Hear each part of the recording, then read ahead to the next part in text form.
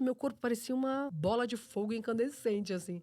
Então foi o primeiro grande rito. Quando ela tocou o tambor, são 25 anos, né, que eu ando dentro dessa senda do Caminho Vermelho, né, na conexão com o xamanismo.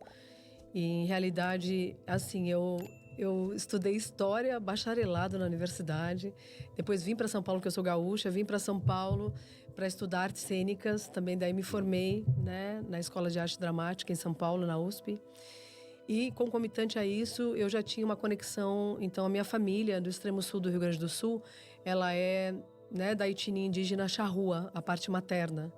Então, a minha bisavó era indígena realmente, né, de aldeia, né? Então, enfim, que tem uma história bem forte, que eu acho que nem dá para trazer aqui. Pelo menos não nesse momento, a gente traz no momento quando trouxe a força do sagrado feminino, né? Porque se trata mais sobre isso.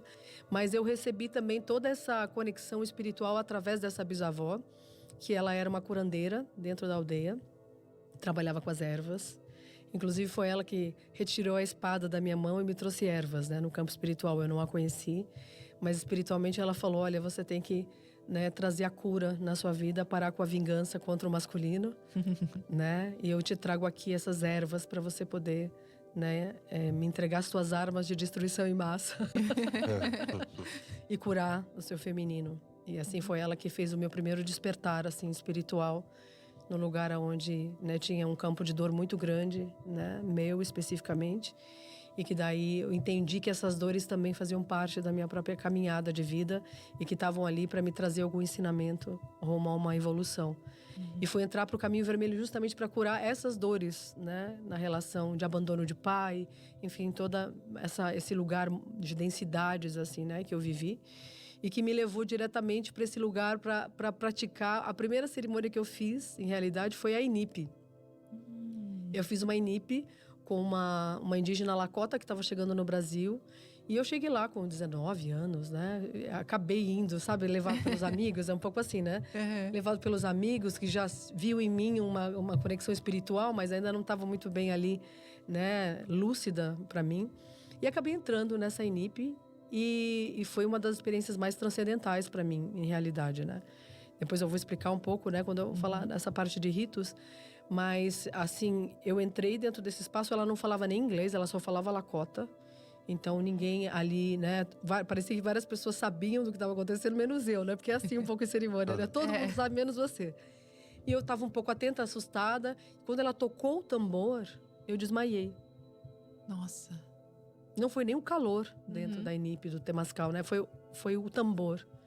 Realmente eu tive, e não foi um desmaio, foi meio que desligou a minha mente, quase que o coma é um pouco assim, né? O coma, o corpo precisa desligar você para atuar num lugar onde você atrapalha, sabe? Para ter a cura, acontecer a cura. Eu desmaiei. E eu só acordei sendo arrastada dentro da Inipi, tava vazia, todo o ritual aconteceu. E eu recebi ele todo no campo nagual espiritual. Então, ela me arrastando, né? Essa chefe Lakota me arrastando de dentro do Temascal. Parecia que ela tava resmungando, meio brava.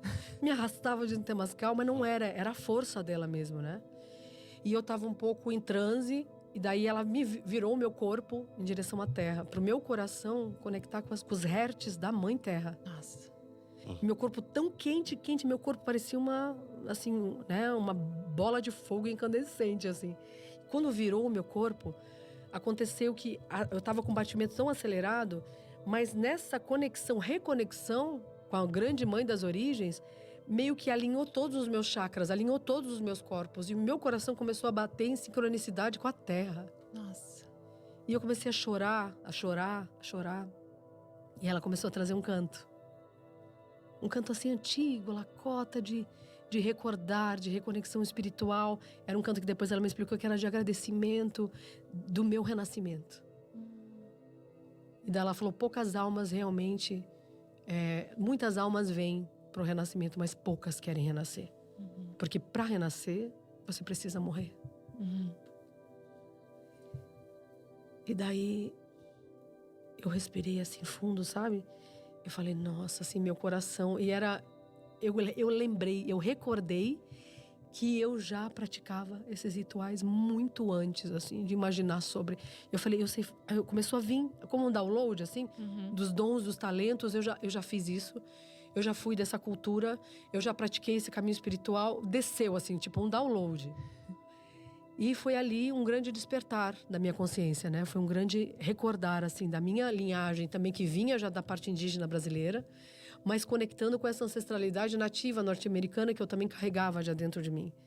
Então foi o primeiro grande rito. E o rito da Inip, ele é um rito, né, de morte e renascimento. Sim. Como eu disse, né, muitos de nós, e que inclusive é um ritual, um rito de passagem muito necessário na caminhada, na jornada de um curandeiro, de um terapeuta da alma, né, de alguém que estuda assim sobre perdão, sobre a consciência humana, essa necessidade da gente poder realmente, que é a morte simbólica para morrer para tudo aquilo que você não é, para acontecer esse renascimento verdadeiro, entende? E dentro desse renascimento você vai acessar, vai decodificar, como se você fosse um códice fechado, decodifica toda essa informação que a gente já carrega dentro de nós, porque em realidade nada vem de fora. Né? Toda essa memória, né? Mesmo a epigenética já traz isso, mesmo essa memória ancestral que a gente carrega no nosso DNA, né? O que a gente está curando agora também vem dos nossos ancestrais, né? Emocionalmente a gente está carregando, mentalmente a gente está carregando memória, fisicamente, se a gente não cura, não acessa, né, não consegue fazer esse autoestudo, a gente acaba desenvolvendo algum tipo de doença autoimune. Sim. Então, cada vez mais essa necessidade da gente poder mergulhar realmente assim nesses chamados de alma. Então, eu fui guiada um pouco por esses chamados de alma.